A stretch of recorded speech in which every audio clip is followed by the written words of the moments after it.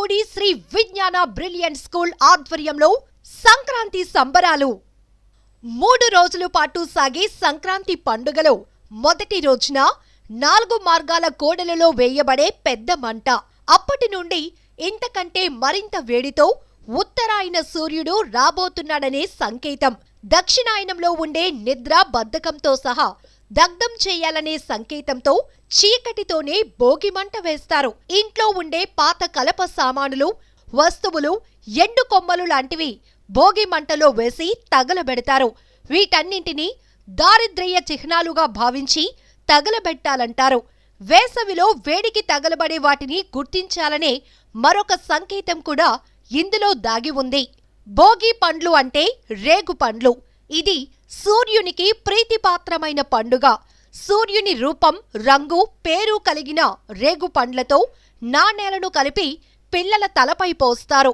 సూర్య భగవానుని అనుగ్రహం పిల్లలపై ప్రసరించి ఆరోగ్యం కలగాలనే సంకేతంతో భోగి పండ్లు పోస్తారు.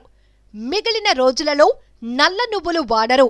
కానీ సంక్రాంతి పర్వదినాన మాత్రం నల్ల నువ్వులతో మరణించిన పితృదేవతలందరికీ తర్పణములు ఇవ్వటం ఎక్కువగా చేస్తుంటారు.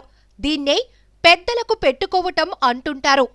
సంక్రాంతి పర్వదినాలలో వారి వారి ఆచార సాంప్రదాయాలను అనుసరించి ఈ కార్యక్రమం చేస్తుంటారు.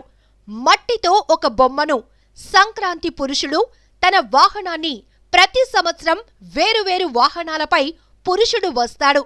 ఏ వాహనాన్ని ఎక్కితే ఆ వాహనానికి ఆ సంవత్సరం ఎక్కువ నష్టమని ఒక నమ్మకం.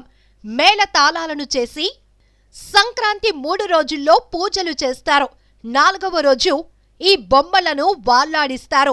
గొబ్బిళ్లతో ఇంటి ముందరి భాగాన్ని అలంకరించి హరిని కీర్తించే భక్తులకు సాక్షాత్ శ్రీకృష్ణుడే హరిదాసు రూపంలో వస్తాడని సంకేతం. ఆయన తల మీద మంచి గుమ్మడికాయ ఆకారంలో గల